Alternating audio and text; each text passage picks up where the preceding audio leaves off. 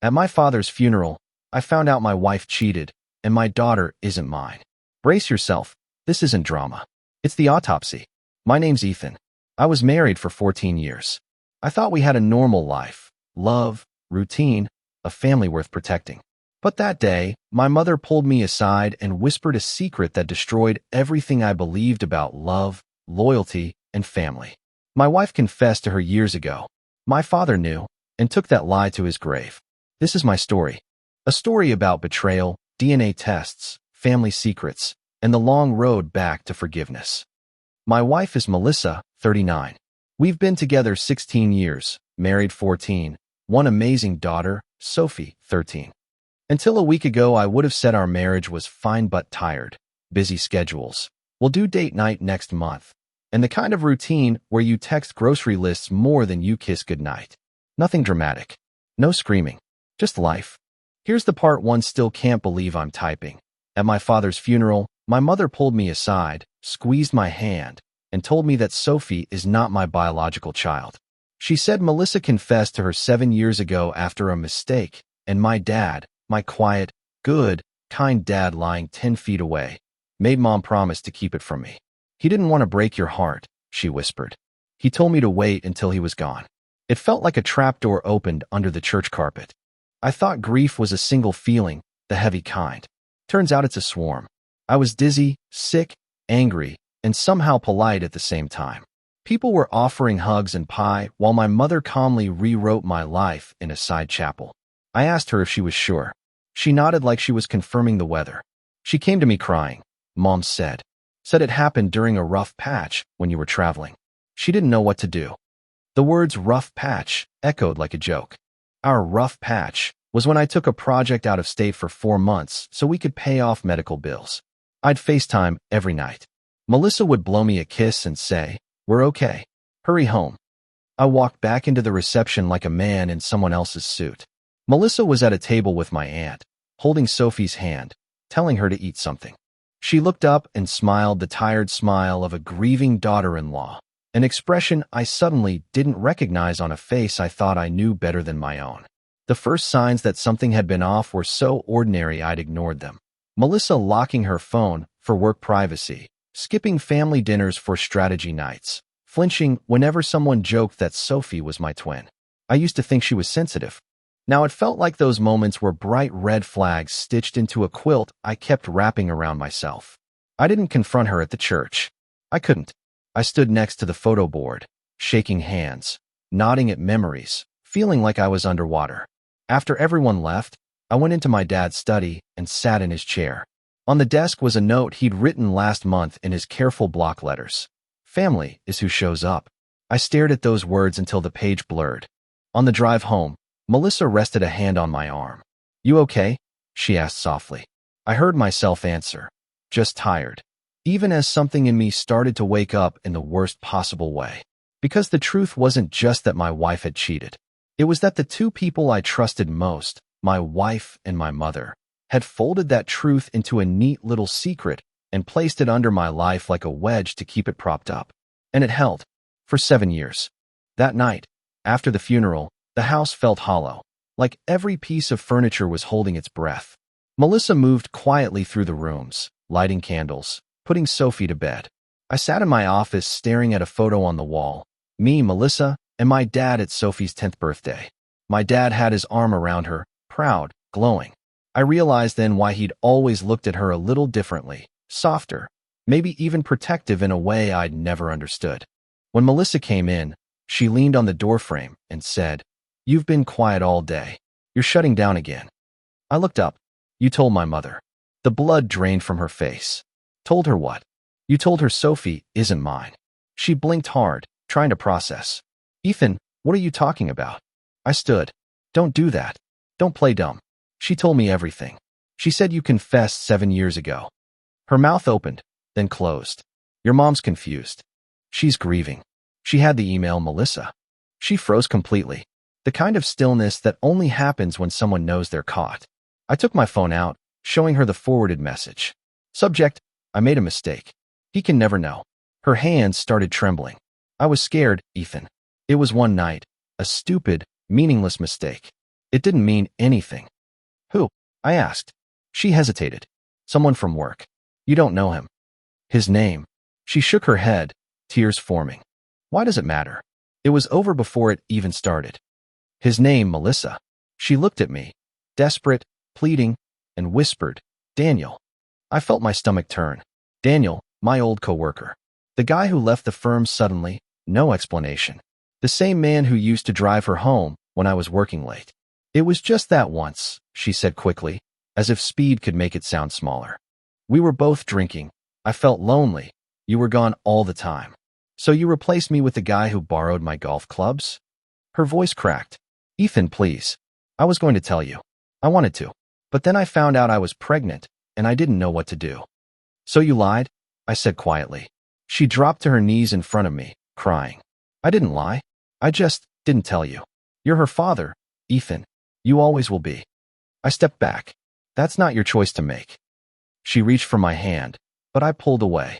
You should have trusted me, I said. Instead, you trusted my mother, and she chose silence. Melissa's sobs turned frantic. Your father begged her not to tell you. He said you'd destroy yourself. That stopped me cold. My father knew. She nodded, shaking uncontrollably. He said you'd leave. He said Sophie didn't deserve to lose her dad. The room tilted. For a second, I thought I might pass out. You let him die keeping your secret, I said finally. She buried her face in her hands. I was trying to protect our family. No, I said, voice shaking. You were protecting yourself. I walked out. She followed me to the door, barefoot, crying. Ethan, please. You love her. You love me. Don't do this to us. I turned back. I didn't do this, Melissa. You did. Then I drove until I ran out of gas and courage, parked by the side of the road, and finally let myself cry for the man I'd been an hour earlier, the one who still believed his life was built on truth. I spent the night in my truck on the old county road, engine off, phone face down. When dawn hit, I drove to a pharmacy, bought a DNA test kit, and stared at it on the passenger seat for a long time before heading home. Melissa was waiting on the porch, eyes swollen, wrapped in a blanket. She stood when she saw me, like she'd been rehearsing an apology all night. Ethan, she said softly, please don't shut me out. We can fix this. I held up the box. You'll do this today. She looked at the label, color draining from her face. You don't need that. I do, I said. She followed me inside, crying quietly, whispering that it wasn't necessary, that we'd been through enough. I didn't argue. I just sat at the table, pulled the swab from the package, and said, call Sophie. When our daughter came downstairs, yawning, hair a mess, I froze for a second. She smiled at me, the same smile I'd seen every morning for 13 years, and I almost couldn't go through with it. But then Melissa said, Sophie, honey, your dad needs to do a silly test thing for a project. That lie snapped something in me. It's not a project, I said sharply. It's the truth. Sophie looked between us, confused. Mom. Melissa grabbed my arm, voice shaking. Ethan, please, not like this. Not like what? Not honest. I said, my voice calm in a way that scared both of us. You've been lying to me and to her for over a decade. We're done pretending. Sophie started to cry. I hated myself for every tear, but the truth was already loose. There was no putting it back. When Melissa realized I wasn't bluffing, she gave up the act. She took the test, slammed the swab into the tube, and hissed, I hope you're happy. I won't be, I said, but at least I'll be free. For 3 days, the house was silent. I stayed in the guest room, went to work, came home late. Melissa barely looked at me. Every time I saw Sophie, my chest hurt, not because I loved her less, but because I didn't know how to love her through the fog of betrayal that hung over everything. When the email finally came, I opened it alone in the car. My hands were shaking so hard I could barely tap the screen. The words were short, clinical, final, probability of paternity, 0%. I sat there for a long time, the same sentence burning through my mind. Not mine, not mine, not mine. That night, I handed Melissa the printed results. She read them once, then dropped the paper and whispered, I already knew. It was the quiet way she said it. Not angry, not scared, just empty. That broke me. You knew, I said, barely a whisper. She nodded. I knew from the beginning. I couldn't face what it meant. And what did it mean, Melissa? She looked up, eyes glassy. It meant that the best thing in my life came from the worst thing I ever did. I didn't answer. I just walked out into the driveway, sat on the curb, and stared at the sky that was starting to rain. My phone buzzed my mother's name. I almost ignored it. But then I picked up, and she said quietly, "I'm sorry, Ethan. Your father told me the day Sophie was born. He thought silence was mercy." Mercy for who? I asked. But she didn't have an answer. I didn't go home that night. I drove to the lake instead, the same one where my dad used to take me fishing when I was a kid. The same spot where, years ago, I told him I was going to marry Melissa. I parked by the dock and just sat there for hours, watching the moon ripple on the water. My dad had known. My mom had known. My wife had known. For 7 years, they'd all smiled at me across the dinner table and let me believe a story that wasn't true. I wanted to hate him for it, my dad. But I couldn't, because somewhere deep down, I understood why he'd done it. He'd spent his whole life trying to protect people from pain. Maybe he thought silence was love. The next morning, I drove back home. Melissa was sitting on the couch, red-eyed, her phone in her hands. She stood up as soon as she saw me. "Ethan, I've been calling you all night," she said. "You scared me." I didn't answer. I just walked past her to the kitchen, poured coffee, and said quietly, "Mom told me everything." She froze. What did she say?" "She said Dad made her promise to keep your secret." I turned around, met her eyes. "He knew, Melissa. My father died keeping your lie." Her face twisted, guilt, fear, then anger. "He understood. He said the same thing I've been saying, that it didn't matter. That you were Sophie's father in every way that counted." I set the mug down. "Then why did you both keep it from me? If it didn't matter, why hide it for 7 years? She took a step closer. "Because you would have left. Because you can't handle imperfection." I actually laughed, a dry, humorless sound.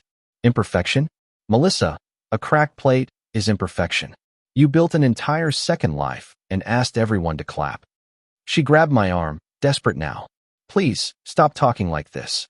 We can get through this. Sophie needs you." "She needs the truth," I said, pulling away. "She's a child," Melissa shouted. "She doesn't need to know that her father wants to run away from her."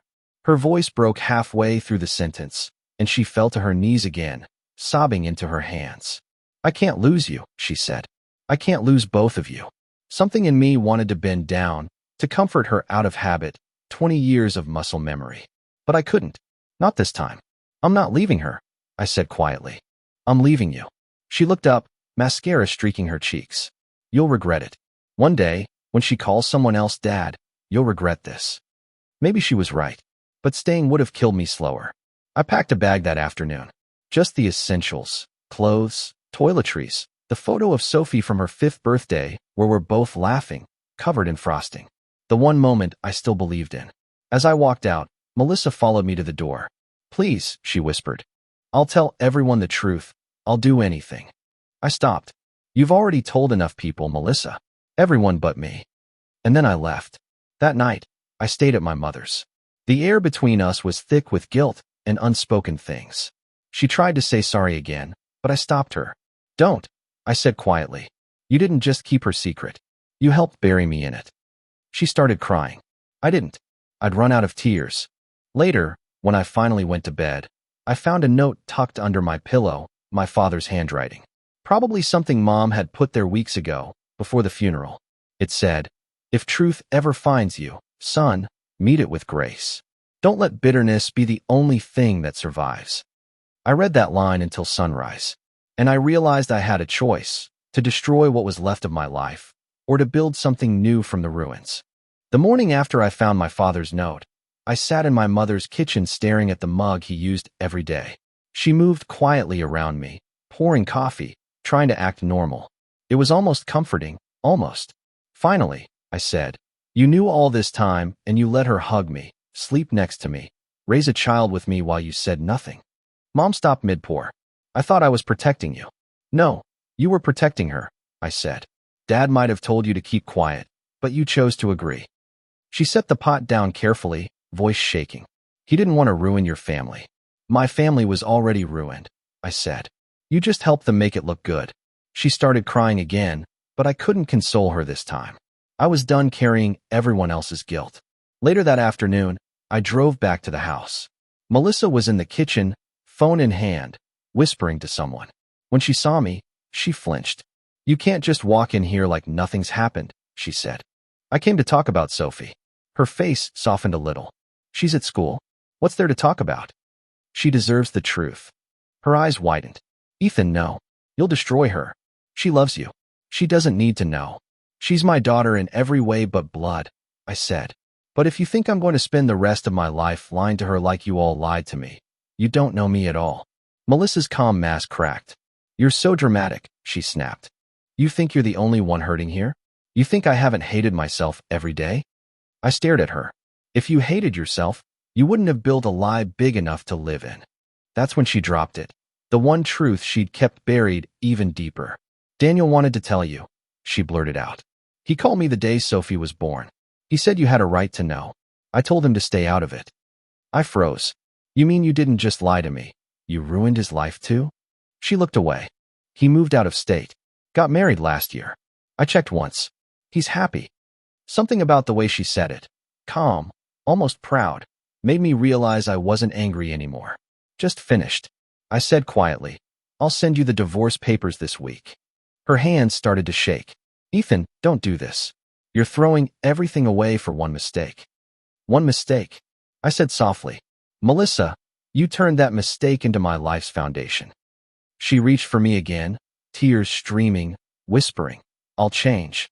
Please, I'll tell Sophie myself, But I stepped back. "You already told enough lies for both of us." When I left, she followed me outside, barefoot, calling my name until her voice cracked. But I kept walking. Back at my mother's, I sat in the driveway for a long time. My father's note was still in my pocket, folded and worn. "Meet the truth with grace." I wanted revenge. I wanted them all to feel what I felt. But then I looked at the house, the garden my father built, the quiet street that had held my entire childhood, and I realized the real revenge wasn't anger. It was walking away, living better, proving that their lies didn't define me. That night, I booked a trip. 2 weeks on the coast, alone. No explanations.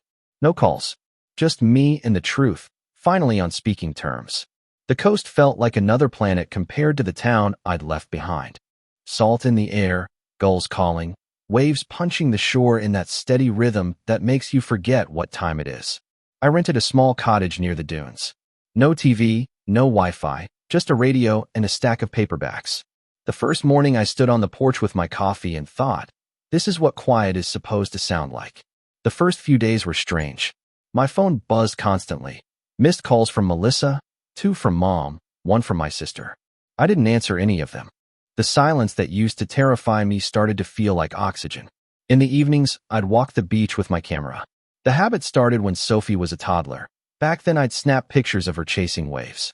Now I just photographed light, sunsets, gulls mid-flight, footprints that vanished when the tide came in. The camera steadied my hands in a way talking never could. By the end of the first week, I met a few locals. Vince, the retired fisherman who owned the cafe down the street, asked if I was the writer type or the runaway type. I said, both, maybe. He laughed and said, then you'll fit right in. One afternoon, I was sitting outside that cafe editing photos when Melissa's name lit up my phone again. This time I answered. Her voice was flat, tired. You just disappeared. I told you I was done talking, I said. I filed the response, she said quickly. The papers will be signed next month. I just needed to tell you that Sophie knows. My heart jumped. You told her? She asked why you left, Melissa said quietly. I couldn't keep lying. I told her I made a mistake a long time ago, and that you're still her father if you want to be. For a second I couldn't speak. How did she take it? She cried, Melissa whispered. Then she said, he's still my dad. The line went silent. I hung up and just sat there staring at the ocean.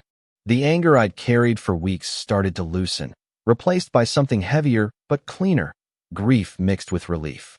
Sophie knew the truth, and she still wanted me in her world. That was enough. The next morning, I printed one of my photos at a local shop, sunlight breaking through storm clouds. I mailed it to her with a note that said, storms don't last forever, kiddo. Love, Dad. That night, for the first time in months, I slept through till morning without waking up gasping. When I opened my eyes, the world didn't feel broken anymore. Just different. Manageable. And for the first time, I caught myself thinking not about what I'd lost, but about what came next. When I came back from the coast, the town looked smaller. Familiar, but dulled, like someone had turned the saturation down on my old life. I drove past the house I used to share with Melissa. The curtains were drawn, a new car in the driveway. For a moment, I thought about knocking. Then I remembered the sound of her voice begging and lying in the same breath, and I kept driving. Mom was waiting on her porch when I got to her house. She looked older, not in years, but in spirit. She hugged me before I could say anything. "Your father would have been proud," she whispered. "For leaving?"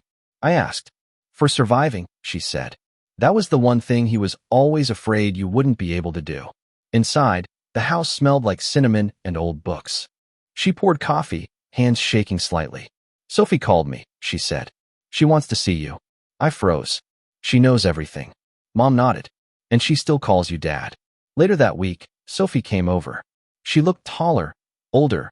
Heartbreak does that to kids. When she walked in, she hugged me like she'd been waiting years to do it. "I don't care what anyone says," she said into my shoulder. "You're my dad. You'll always be my dad." I don't remember crying, but I did. We spent the evening making dinner, watching old home videos, laughing at how I used to burn pancakes. For the first time, I saw her not as proof of betrayal, but as the best part of me, the one thing that had survived the lies. That night, after she left, Mom handed me a small wooden box. "Your father wanted you to have this after he passed," she said. Inside was his old pocket watch and a letter in his careful handwriting.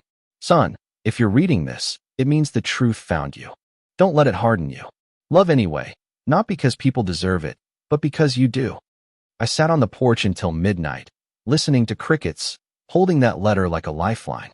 My father hadn't betrayed me.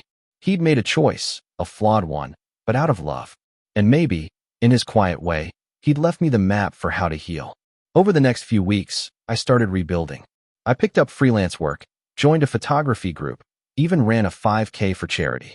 It felt strange doing things just for me, but it was a good kind of strange. One afternoon, while framing photos for an exhibit, a woman approached me. Hannah, one of the organizers. She had paint on her jeans, a camera strap around her neck, and the kind of calm energy that fills a room without trying. We started talking, first about art, then about life. When she asked if I was married, I said, I was. She smiled gently. "Then you know what it means to start over." That night, as I locked up the studio, I caught my reflection in the glass door. Same face, but lighter somehow. I wasn't just surviving anymore. I was starting to live again. It's funny how normal life can look even when you're quietly rebuilding it from the ground up. 3 months after returning from the coast, I'd fallen into a new rhythm. Early runs, black coffee, long hours editing photos for the small studio I'd started freelancing with. And every Thursday, Hannah and I met for coffee after her art class. She was the first person who didn't treat me like a tragedy. She didn't ask what went wrong or tell me I was too good for what happened. She just listened, really listened. One evening, sitting on the cafe patio watching the sun drop behind the courthouse, she said, "You keep talking like your life ended. Maybe it's just changed shape." I laughed. That's an optimistic way of saying everything fell apart. "Falling apart isn't always bad," she said. "Sometimes you need space for light to get in." It was the first time someone's words didn't sting. I actually smiled. Sophie came by that weekend. We cooked dinner together, or more accurately, she cooked while I tried not to burn the garlic bread. At the table, she said, "Mom told me you're seeing someone." I almost choked on my pasta. "It's not like that," I said quickly. She grinned. "Dad, it's okay. You're allowed to be happy." Hearing that from her, my not biological but still my everything daughter, did something to me. It loosened the last piece of guilt I'd been holding. A few days later, Melissa called. Her voice was steady but tired. "Ethan, I wanted to thank you for not turning Sophie against me." "I'd never do that," I said. She sighed. "I know. You always were the better one." "Don't romanticize it," I said quietly. "I just learned what not to carry." She hesitated. "Are you okay?" For the first time in years, yeah. After we hung up, I realized it wasn't forgiveness that freed me. It was acceptance, the understanding that closure doesn't mean erasing the past. It means choosing not to live in it. By spring, I'd sold my first landscape photo to a magazine. It wasn't much money, but it felt like validation that the broken parts of my life could still create something beautiful. One evening, Hannah came by the studio with coffee. "You look lighter," she said. "I think I am." She smiled. "You're finally living your own story, Ethan. Not the one everyone else wrote for you." We walked along the waterfront, and for the first time since everything fell apart, I didn't feel haunted. The world didn't look like a crime scene anymore. It looked like a beginning. That night, when I lay down, I realized something simple but profound. Pain had stopped being my identity. It was just a memory now, folded neatly away, like an old photograph I could finally look at without shaking.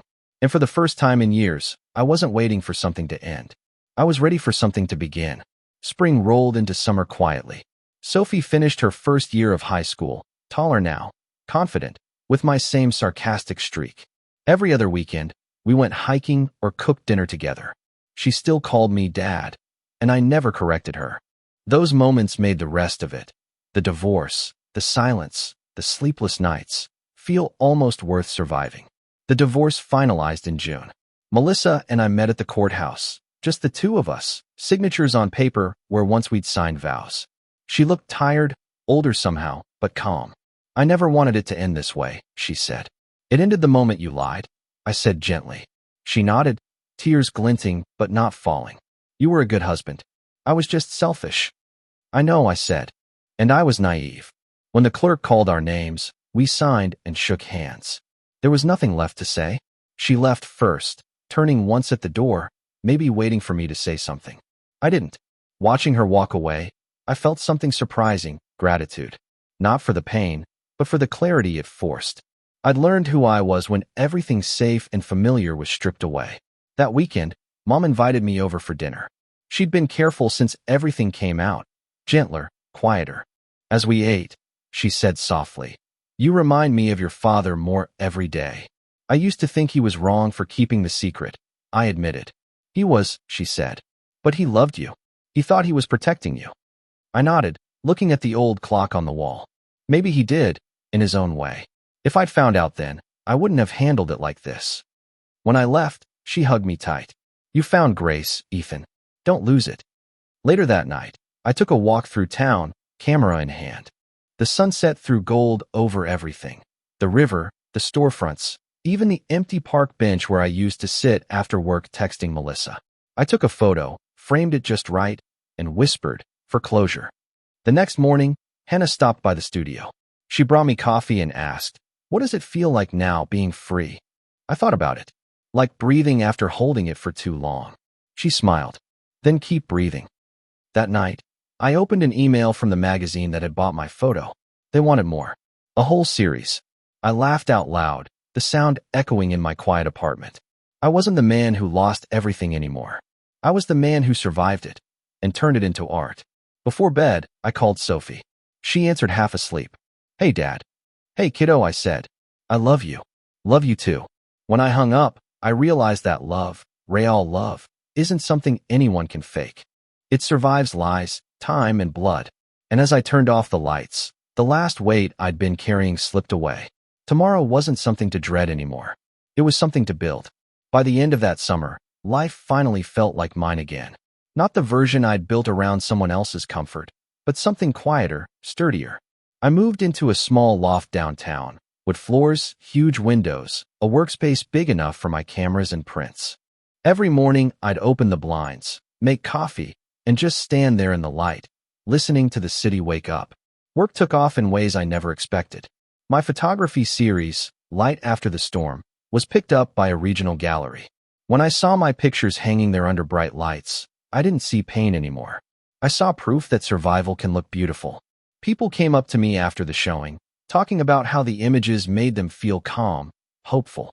I smiled and said thank you, but inside I was thinking, if only you knew what those pictures cost.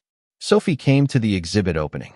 She stood in front of one of the photos, a wave crashing against rock, sunlight breaking through, and whispered, "That one's you."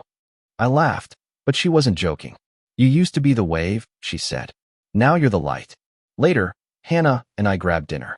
Things between us had grown steady. Easy laughter, shared silences.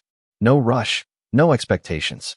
She knew what I'd been through and never tried to rewrite it. At one point, she asked, "Do you ever wish things had gone differently?" I thought about Melissa, about my father, about the years of silence, and the one truth that finally broke it. Then I said, if they hadn't, I wouldn't know what peace feels like. A few months later, I got a letter from Melissa.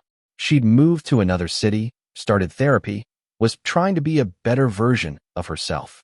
She thanked me for being kind during the divorce, said Sophie was lucky to have me. I folded the letter and put it away, not because I needed it, but because it no longer hurt to keep it. Sometimes on Sundays, I drive with Sophie out to the lake. We sit on the dock, the same one where I once thought my life had ended. Now it just feels like home. We don't talk much. We don't need to. She knows who she is. I know who I am. That's enough. If there's one thing this whole mess taught me, it's that betrayal doesn't define you. It exposes who's willing to face the truth and who's not. Pain strips away the lies until all that's left is what's real. So here's my advice to anyone reading this, wondering how to breathe after their world falls apart. Let the truth wreck you. Let it burn everything false. And then, build again, slower this time, but stronger. Because one day, you'll wake up, sunlight spilling through your window, and realize you don't hurt anymore. You're just free. I have many other stories. Go to my channel, subscribe so you don't lose us. Give me a thumbs up,